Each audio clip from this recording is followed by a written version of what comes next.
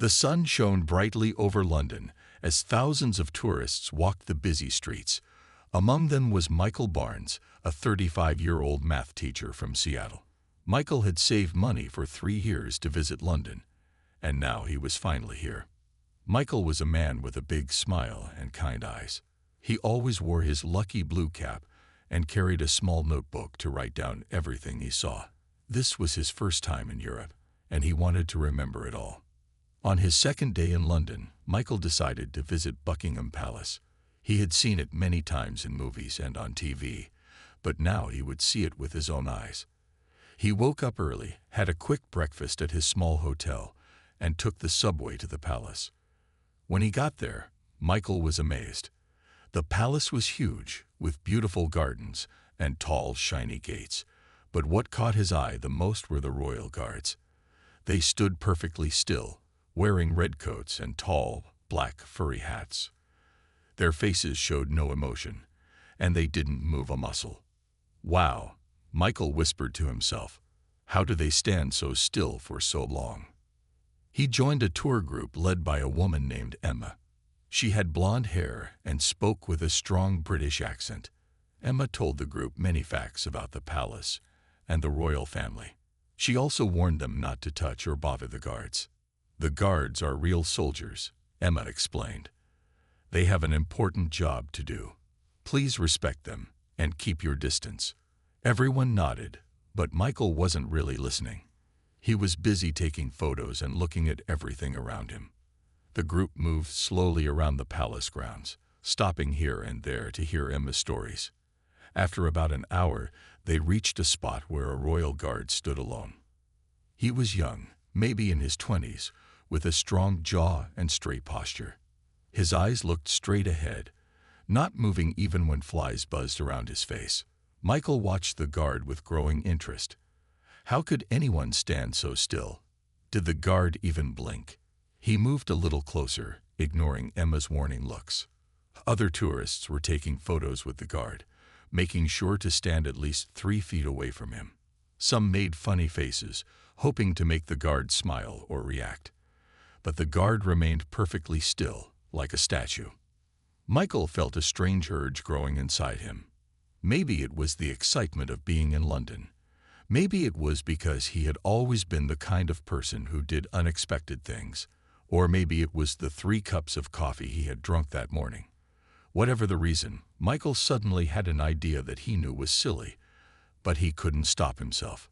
"I wonder what would happen if someone gave him a hug," he thought. The idea made him smile. No one would ever do such a thing. It was against the rules. It was disrespectful. It was exactly the kind of thing his students back home would dare each other to do. Before he could think twice, Michael stepped away from his tour group. Emma was busy explaining something about the palace windows to the others. No one noticed as Michael walked slowly toward the guard, his heart beating faster with each step. The guard didn't move. He didn't even seem to notice Michael approaching. His eyes remained fixed on some distant point, his face showing no expression. Michael was now just a foot away from the guard. He could see the details of his uniform, the slight rise and fall of his chest as he breathed. For a moment, Michael almost changed his mind. This was a bad idea. He should go back to his group. But then, without thinking any more, Michael did something that would soon shock the world. He stepped forward and wrapped his arms around the royal guard in a quick, friendly hug. For 3 long seconds, time seemed to stop. Michael's arms were wrapped around the guard in a friendly hug. The guard's body was stiff, and his uniform felt rough against Michael's cheek. People in the crowd gasped. Some pulled out their phones to take pictures. Emma, the tour guide, put her hand over her mouth in shock. Then something amazing happened. The royal guard, whose name was James Wilson, did the unthinkable. He moved. Every tourist knew that royal guards were not supposed to move or talk while on duty. It was their most famous rule. But Guard Wilson broke his perfect stillness and looked down at Michael. "Sir," he said in a clear, strong voice that everyone could hear. His face was serious, but not angry. "I need your help." Michael jumped back, surprised.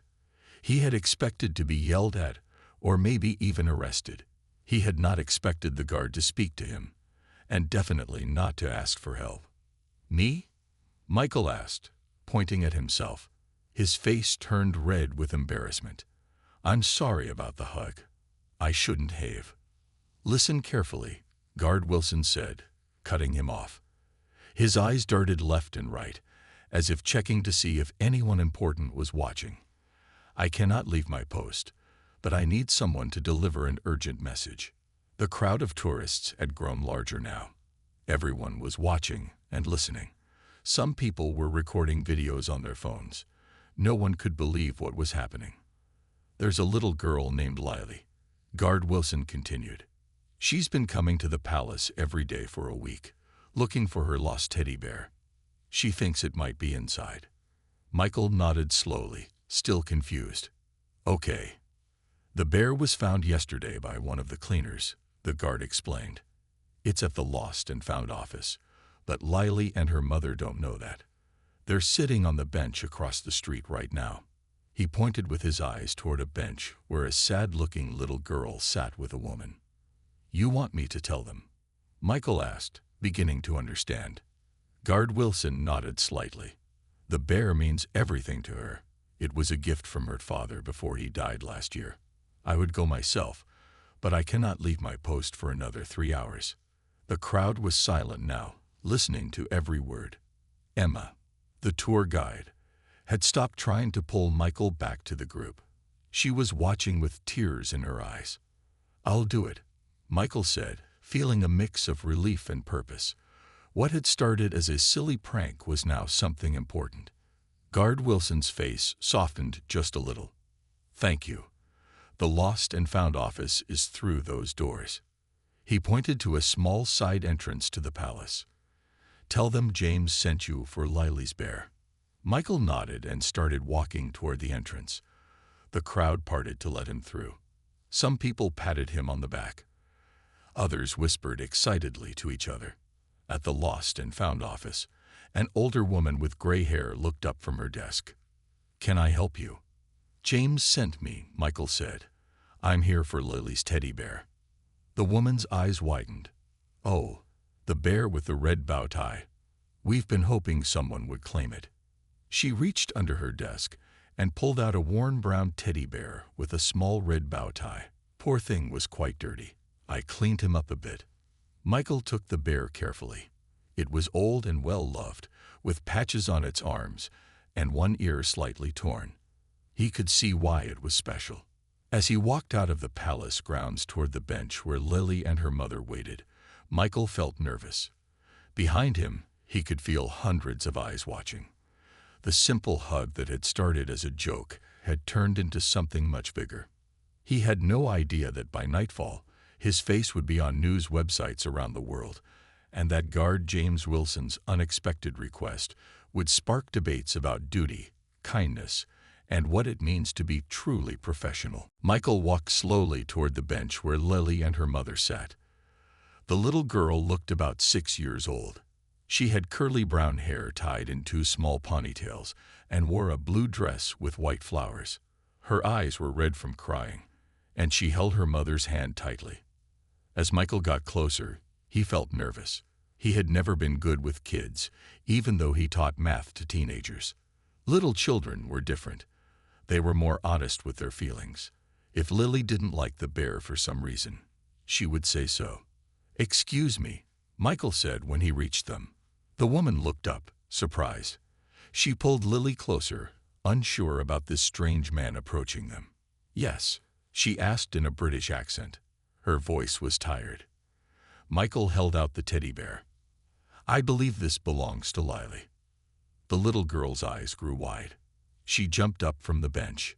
"Mr. Buttons," she screamed, grabbing the bear and hugging it tightly to her chest. She spun around in a happy circle, then buried her face in the bear's soft fur. "Oh my goodness," the mother said, standing up, her eyes filled with tears. "Where did you find him? We've been looking everywhere for a week." Michael smiled. "The bear was turned into the Lost and Found. One of the royal guards, James, noticed you two sitting here. He couldn't leave his post, so he asked me to bring the bear to you. A royal guard. The woman asked, looking confused. But they're not supposed to speak while on duty. I know, Michael said. That's what made it so special. By now, some of the tourists who had witnessed the hug and Guard Wilson's request had followed Michael. They stood a short distance away, watching the happy reunion. Some were still recording with their phones.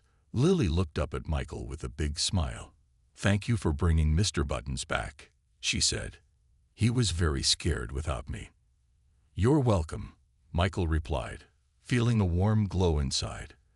This was so much better than just taking pictures of the palace. The mother wiped tears from her eyes. "My husband gave Mr. Buttons to Lily before he passed away last year. He's not just a toy to her. He's a connection to her dad." She reached out and shook Michael's hand. "I'm Helen, by the way. Helen Porter." "Michael Barnes," he said. "I'm just a tourist from Seattle." "Well, Michael from Seattle," Helen said with a smile. "You've made our day. Maybe our whole year." Just then, a loud voice called out, "Barnes. Michael Barnes." It was Emma, the tour guide, running toward them. "The bus is leaving in 5 minutes. We have to go now." Michael had completely forgotten about his tour group. "I have to go," he told Helen and Lily. "I'm glad Mr. Buttons found his way home." "Wait," Helen said. She quickly took out her phone. "Can I have your number? I'd like to thank you properly. Maybe we could have you over for dinner before you leave London." Michael gave her his number, said goodbye to Lily and Mr. Buttons, and ran to catch up with his tour group. Emma was not happy with him. "You broke every rule today," she scolded as they walked quickly toward the tour bus. "You're not supposed to touch the guards. You could have been arrested." "I know," Michael said. "I'm sorry." Emma's face softened. "But what you did for that little girl, that was nice." What Michael didn't know was that someone in the crowd had posted a video of the whole thing online. The video showed Michael hugging the guard asking for help, and Michael returning the teddy bear to Lily. By the time Michael got back to his hotel that evening, the video had already been viewed 500,000 times. His phone buzzed with a text message from an unknown British number. It was from Helen. "Michael, have you seen the news?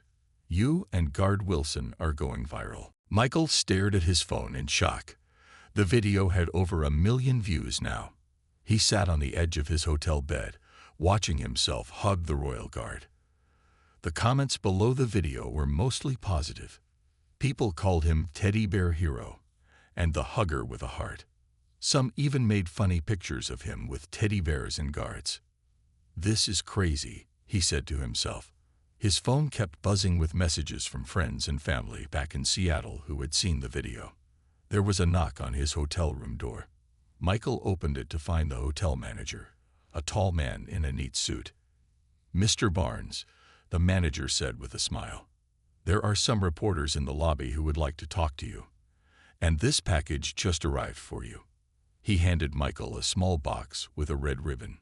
"Thank you," Michael said, taking the box. "Please tell the reporters I'll be down in 10 minutes." When the manager left, Michael opened the box.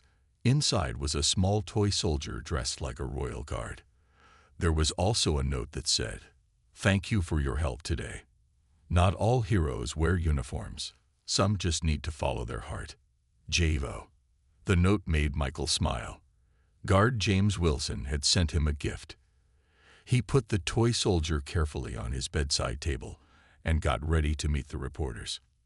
In the lobby, 5 people with cameras and microphones waited for him. Michael felt nervous. He had never been interviewed before. "Mr. Barnes," a woman with red hair said, stepping forward. "I'm Jane from London Daily News. Can you tell us why you hugged the royal guard today?" Michael took a deep breath. "It was a silly impulse," he admitted. "I didn't plan it. I just did it." "And were you surprised when he spoke to you?" another reporter asked. "Very surprised," Michael said. "I thought I might get in trouble." "Did you know your video has been viewed more than 2 million times now?" asked a young man with glasses. Michael's eyes widened. 2 million. It was 1 million just an hour ago. The questions continued for 20 minutes. Michael answered as honestly as he could. He explained how Guard Wilson had asked for help with the teddy bear and how happy Lily had been to get Mr. Buttons back. As he was finishing the interview, the hotel front doors opened. In walked Helen and Lily, with Mr. Buttons the bear held tightly in Lily's arms. "Michael," Lily called out, running to him. The reporters turned their cameras toward her.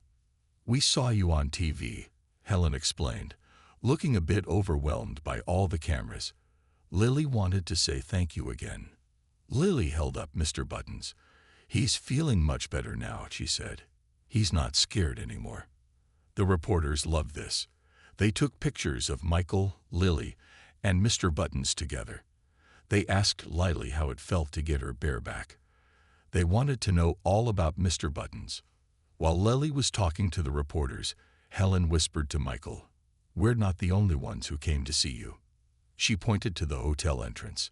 Standing there, not in his uniform, but in regular clothes, jeans, and a simple blue shirt, was Guard James Wilson. He looked different without his tall black hat and red coat. Younger, more normal. James walked over to them while the reporters were busy with Lily. "I got your gift," Michael said. "Thank you." James smiled. "No, thank you. What happened today was special." He looked at Lily playing with the reporters. "My commander wants to meet you both tomorrow. The palace is going to make an official statement about the incident." Michael felt worried. "Are you in trouble because of me?" James shook his head. "Just the opposite. But I'll explain tomorrow. Can you come to the palace at 10 a.m.? Before Michael could answer, one of the reporters spotted James. "Isn't that the guard from the video?" the reporter shouted. Suddenly, all cameras turned toward them. The next morning was bright and sunny in London. Michael woke up early, feeling nervous about his visit to the palace. He put on his best clothes, a clean blue shirt and khaki pants. He wished he had packed a tie. At 9:30 a.m., a black car with the royal symbol on the door arrived at his hotel. The driver, an older man with white gloves, opened the back door for Michael. "Good morning, Mr. Barnes," the driver said. "I'm here to take you to Buckingham Palace." Michael had never ridden in such a fancy car before. The seats were soft leather, and there was a small television inside. On the seat next to him was a newspaper. The front page had a picture of him hugging Guard Wilson. The headline read, "The Hughie at Change Rules." When they arrived at the palace, Michael was surprised to see Helen and Lily already waiting at a side entrance. Lily was wearing a pretty yellow dress, and Mr. Buttons had a new bow tie. "You made it," Helen said, giving Michael a quick hug. "Isn't this exciting?" A palace worker in a dark suit met them at the door. "Please follow me," he said. "The commander is waiting." They walked through beautiful hallways with paintings and gold decorations. Lily's eyes were wide with wonder. "It's like a fairy tale castle," she whispered to Mr. Buttons. The palace worker led them to a large office with a view of the gardens. Inside, 3 people waited for them.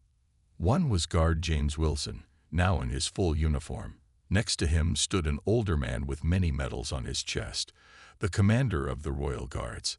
The third person was a woman in a simple but elegant blue dress. "Welcome," said the commander, shaking Michael's hand firmly. "I'm Commander Phillips. Thank you for coming." He turned to the woman. "This is Ms. Rebecca Taylor from the Royal Communications Office." Ms. Taylor smiled warmly at them. "Please, sit down. We have much to discuss."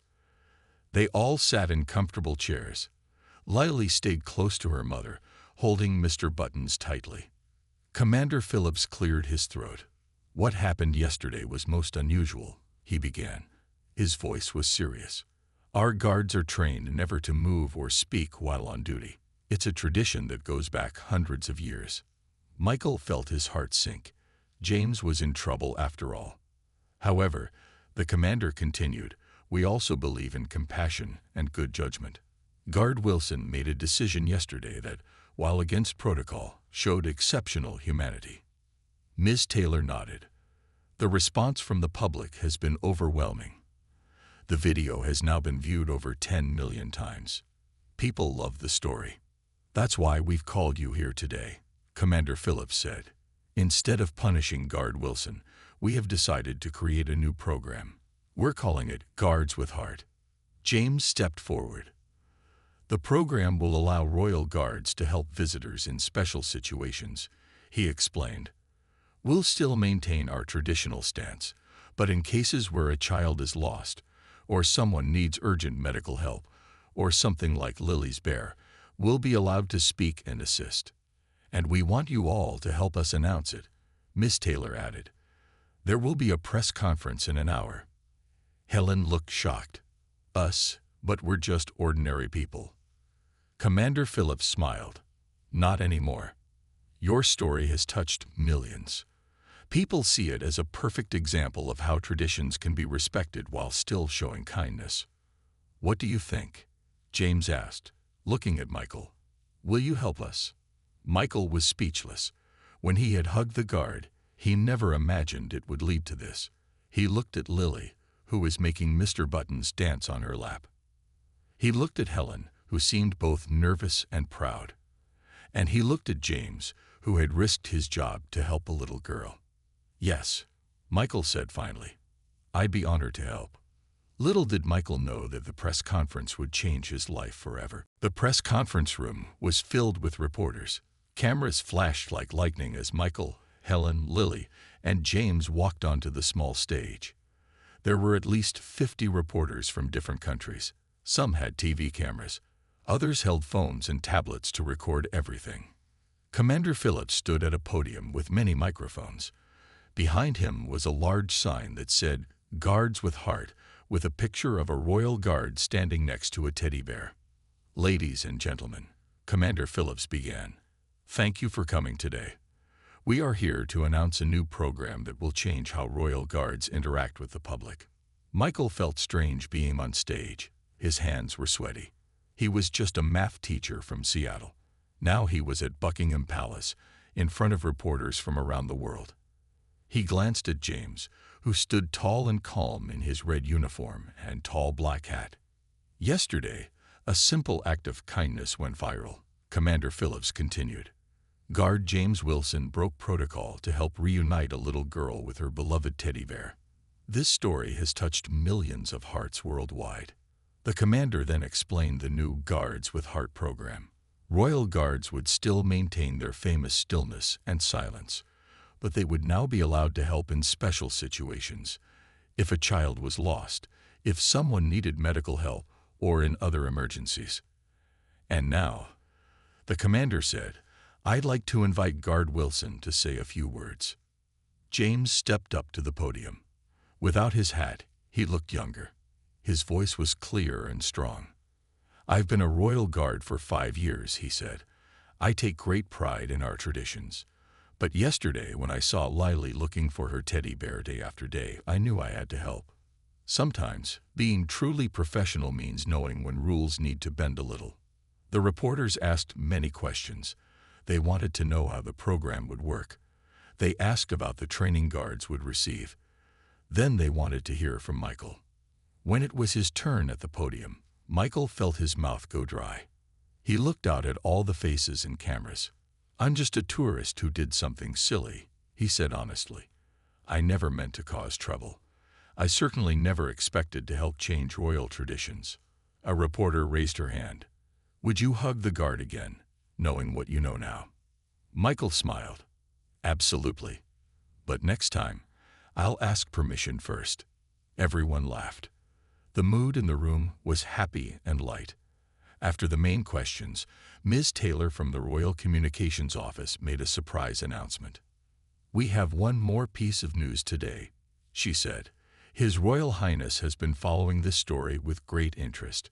He was so moved by it that he has invited Mr. Barnes, Guard Wilson, and Lily and her mother to a special tea tomorrow at the palace. The room erupted with excited voices. Tea with royalty. Michael couldn't believe his ears. He looked at Helen, whose mouth had fallen open in surprise. Lily was jumping up and down, making Mr. Buttons dance in her hands. A real tea party, just like in my books, Lily said loudly. All the reporters laughed and took more pictures. After the press conference, they were taken to a private room for lunch. James had changed into regular clothes again. Without his uniform, he seemed more relaxed. I still can't believe all this, Michael said, taking a bite of his sandwich. 3 days ago, I was just a regular tourist. Now I'm having lunch at the palace and going to tea with royalty tomorrow. James smiled. Life can change in an instant. Sometimes all it takes is a hug. Helen looked thoughtful. Do you think we'll be on TV back home in Manchester? My mother won't believe it. You'll be on TV everywhere, Ms. Taylor said, joining them. The story has gone global. We've had calls from America, Japan, Australia. Everyone wants to know about the hug that changed the royal guards. Michael's phone buzzed in his pocket. It was a message from his school principal back in Seattle. The whole school is watching you on the news. When are you coming back to tell us all about it? But Michael didn't know when he would go back now. Something told him his London adventure was just beginning. That evening, Michael sat in his hotel room looking at his phone. His email was full of messages. News shows from America wanted to interview him. A toy company wanted to make a Guard Wilson and Mr. Buttons teddy bear set. A book publisher asked if he would write a children's book about his adventure. This is crazy, Michael said to himself. He looked out the window at the London streets below. Just 5 days ago, he was a regular math teacher. Now he was famous around the world. His phone rang. It was his mother calling from Seattle. Michael, she said when he answered, you're all over the news here. Your father, and I can't believe it. Our son, having tea with royalty tomorrow. I know, Mom, Michael said, smiling. I can hardly believe it myself. Are you coming home after that? She asked. School starts again in 2 weeks. Michael hadn't thought about going back yet. His vacation was supposed to end in 3 days, but things had changed so much. I'm not sure, he answered honestly. I might stay a bit longer. After talking to his mother, Michael decided to take a walk. He needed fresh air and time to think. He put on his jacket and went outside. It was a cool evening in London. The streets were busy with people. Michael walked for about 10 minutes before he noticed something strange. People were looking at him. Some pointed. A few took pictures with their phones. A young woman approached him. Excuse me, she said shyly. Are you the man who hugged the royal guard? Yes, Michael admitted. Could I take a picture with you? She asked. My little sister loves your story. She's 6, just like Lily. Michael agreed, feeling odd about being treated like a celebrity. After taking the picture, the woman thanked him and hurried away. As Michael continued walking, more people recognized him. Some just smiled and waved. Others asked for pictures. A group of children asked him to sign their guidebooks. He finally stopped at a small coffee shop to escape the attention. As he sat down with his coffee, a man at the next table looked up. You're him, aren't you? The man said. The hugger. He had an American accent, like Michael. Yes, Michael said with a tired smile. That's me. The man introduced himself as David Cooper, a businessman from New York. Your story is remarkable, David said. In fact, I have a proposal for you. I run a charity called Connect Kids. We help children who have lost parents. Michael thought of Lily and her father who had died. Your story with Lily and her teddy bear touches on exactly what we do, David continued. Would you consider becoming a spokesperson for our charity? We work in both America and Britain. Michael was surprised. Me, a spokesperson? Yes, David said. Your story shows how small acts of kindness can make a big difference. That's our message too. Before Michael could answer, his phone buzzed with a text. It was from James. Are you free for dinner? There's someone I want you to meet. Michael told David he would think about his offer. They exchanged phone numbers, and Michael left to meet James. The restaurant was small and quiet. James was already there, sitting with a pretty woman with long dark hair. "Michael," James said, standing up. "This is my sister Anna. She works at the Royal Children's Hospital." Anna smiled warmly. "James has told me all about your adventure. I think it's wonderful." As they ate dinner, Anna explained her work at the hospital. "We have many children who have lost special toys or comfort items," she said. "Your story has given us an idea for a new program." Michael listened with interest. First, the Guards with Heart program, now something at the Children's Hospital. His simple HUD was causing ripples he never could have imagined. "The tea tomorrow isn't just a social event," James said, lowering his voice. "I've heard there might be an announcement about a new royal charity initiative, and they want you to be part of it." Michael stared at his plate, feeling overwhelmed. His vacation was turning into something much bigger, something that might change his whole life. The next morning, Michael woke up early. Today was the day he would have tea with royalty. He put on the new suit that the palace had sent to his hotel room last night. It fit perfectly. He looked at himself in the mirror and hardly recognized the man staring back at him. At exactly 10 o'clock, a royal car arrived to pick him up. In the car, he found Helen and Lily already waiting. Lily wore a pretty pink dress and had a small tiara in her hair. Mr. Buttons sat on her lap, wearing a tiny bow tie. "You look very handsome," Helen said when Michael got in. She seemed nervous but excited. "And you both look beautiful," Michael replied. "Especially you, Mr. Buttons." Lily giggled. "I made his bow tie myself." The car took them through a special gate at the palace, away from the crowds of tourists. They were led into a beautiful garden with colorful flowers and small trees. In the middle of the garden stood a white table with chairs around it. There were cakes, cookies, and tiny sandwiches on the table. James was already there, wearing his full guard uniform. He stood at attention near the table. He gave them a small smile as they approached. "Please, take your seats," said a woman in a black suit. "His Royal Highness will join you shortly." Michael, Helen, and Lily sat down at the table. Lily put Mr. Buttons on an empty chair. They waited nervously, not sure what to do or say. After a few minutes, a door opened and everyone stood up quickly. A royal family member walked into the garden. He was tall and friendly looking, dressed in a simple blue suit. "Please, sit down," he said with a warm smile. "This is a casual tea, not a formal one." They all sat down again. Michael's heart was beating fast.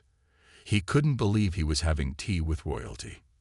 "I've been following your story with great interest," the royal said. "It's quite remarkable how a simple act of kindness can grow into something so meaningful." "It was just a hug," Michael said honestly. "I never expected any of this to happen." The royal smiled. "Sometimes the smallest actions have the biggest impact." He turned to James. "And Guard Wilson, your decision to help this little girl showed great heart." Lily spoke up suddenly. "Do you live in this whole big palace?" she asked. The adults looked shocked at her directness, but the royal laughed. "I do spend time here, yes, but it's a lot to clean." This made everyone relax a little. They began to enjoy their tea and treats. The royal asked Michael about his life as a teacher in Seattle. He asked Helen about her work as a nurse in Manchester. He even asked Lily about her school and friends. After they had been talking for about 20 minutes, the royal put down his teacup and looked serious. "I've asked you here today for a special reason," he said. "Your story has inspired many people around the world. It shows how traditions can be maintained while still making room for compassion." He reached for a folder that an assistant handed him. "We are launching a new royal foundation called Heartfelt Connections," he explained.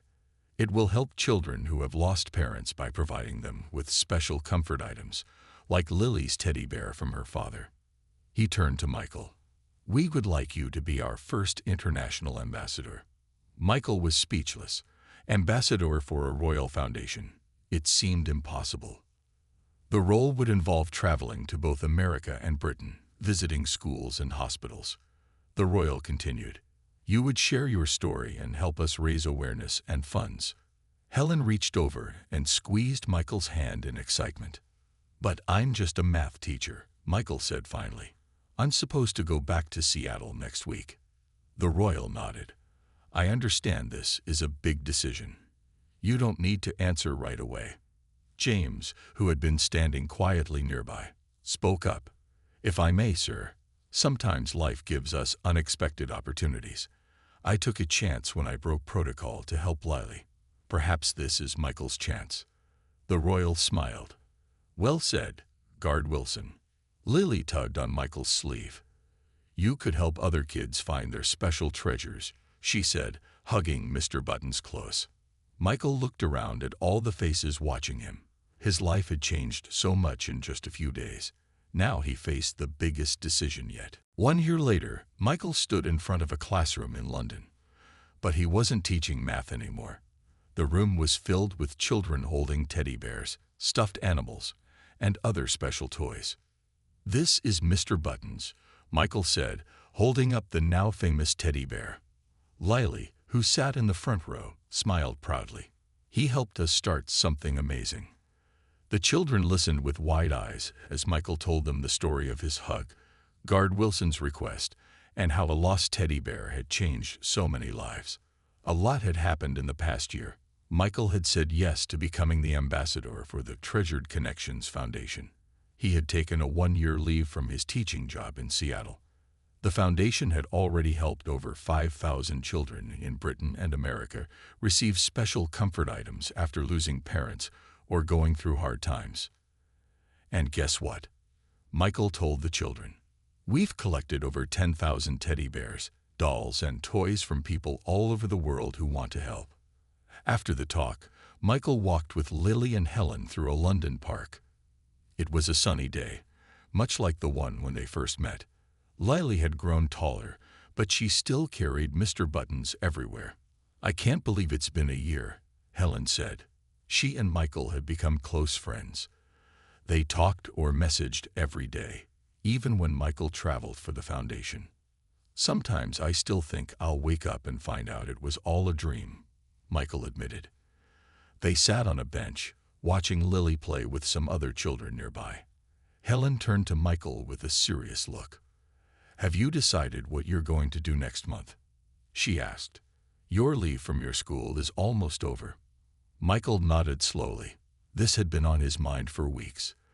The school in Seattle wanted him back, but the foundation had asked him to stay on as ambassador for another year, and there was another reason he wanted to stay in London.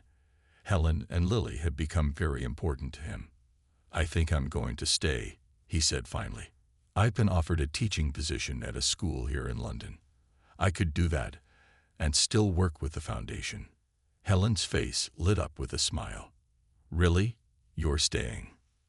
If that's okay with you and Lily, Michael said, feeling suddenly nervous. Before Helen could answer, James appeared on the path in front of them. He was wearing regular clothes, not his guard uniform. There you are, James said, walking over to join them. I thought I might find you here. In the past year, James had become the face of the Guards with Heart program. He still worked as a royal guard, but he also trained other guards on how to maintain tradition while showing compassion. He and Michael had become good friends. I have news, James said, sitting down next to them. The palace wants to expand the program. They're talking about police with heart and even firefighters with heart programs now. That's wonderful, Helen said. James nodded. All because of one impulsive hug. Michael looked over at Lily, who was showing Mr. Buttons to her new friends. He thought about how much his life had changed since that day at Buckingham Palace. He had come to London as a tourist, looking for photos and souvenirs. Instead, he had found a new purpose, new friends, and maybe even a new home. You know, Michael said, I never got to finish my tour of London. I still haven't seen the Tower of London or ridden the London Eye. We could show you, Helen suggested, her eyes bright. We could be your tour guides. James laughed. The tourist becomes the local. As they sat together making plans, Michael thought about how life can change in unexpected ways. Sometimes, all it takes is a moment of courage, or foolishness, to set a new path in motion. His impulsive hug had started as a silly tourist prank, but it had led to something truly meaningful that had touched thousands of lives. And as Lily ran back to them, Mr. Buttons clutched tightly in her arms, Michael knew he had made the right decision to stay. Some connections, once made, are too precious to leave behind. The end.